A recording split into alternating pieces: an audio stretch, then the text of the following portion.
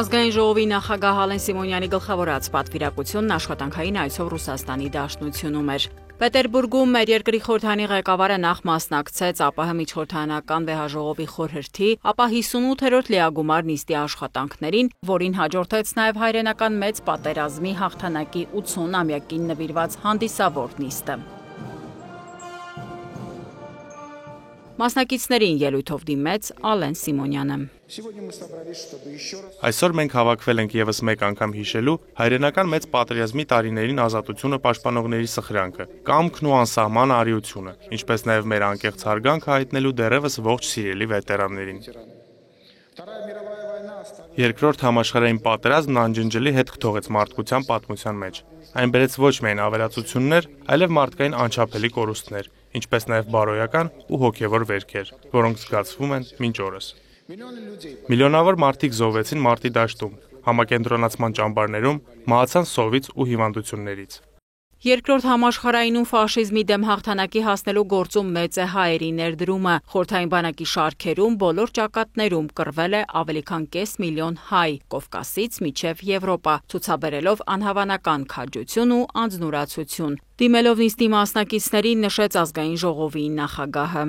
Հայ զինվորներն աչքի են ընկել Բրեստի ամրոցի ու Սևաստոպոլի պաշտպանության ժամանակ, Մոսկվայի ու Լենինգրադի մատույցներում, հերոսաբար կռվել են Ստալինգրադում, պաշտպանել Հյուսիսային Կովկասը, ազատագրել հարավարևելյան եւ կենտրոնական Եվրոպայի երկրները, ազգային հայկական դիվիզիաների կազմում մտել Բերլին։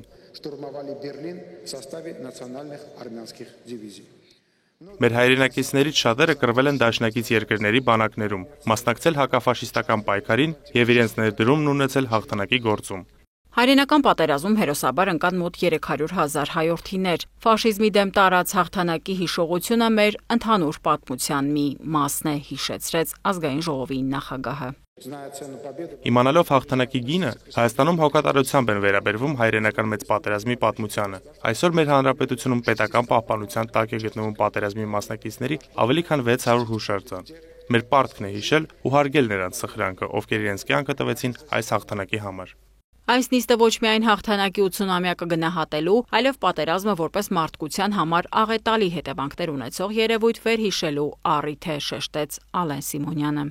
Վերջին տասնամյակների հակամարտություններն ունեցել են հետևանքներ, որոնք դուրս են անմիջականորեն ներգրավված երկրներից եւ տարածաշրջաններից։ Դրանց ազդեցությունը սկսած հումանիտար ճգնաժամերից մինչև քաղաքական անկայունություն ներգործում է գրեթե ամբողջ մարդկության վրա։ Հայաստանը միշտ դեմ է ցանկացած տեսակի էսկալացիաների եւ վերահաստատում է իր դիրքորոշումը ռազմական գործողությունների դադարեցման, խաղաղ բնակչության վրա հարձակումները կանխելու եւ խնդիրները քաղաքական դիվանագիտական միջոցներով լուծելու հարցում։ Մեր երկրի ազգային ժողովի նախագահը հանդիսավոր նիստին ելույթն ավարտեց հետևյալ ձևակերպմամբ։ Ցանկանում եմ շնորհավորել հայրենական մեծ պատերազմի եւ երկրորդ համաշխարհային պատերազմի բոլոր վետերաններին գալիք տոնի առթիվ։ Թող հավերժ լինի կռվածների հիշատակը եւ պահպանվի մեզ թողած խաղաղությունը։ Շնորհակալություն ուշադրության համար։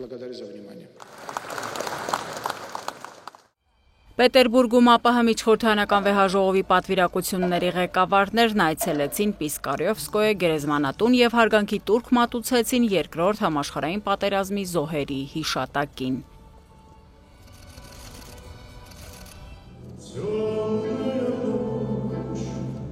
Մինչ Հայաստան վերադառնալը Պետերբուրգում Ալեն Սիմոնյանն ու խորհրդարանականները մասնակցեցին նաև հայրենական մեծ պատերազմի հաղթանակի 80-ամյակին նվիրված հոբելյանական համերգին։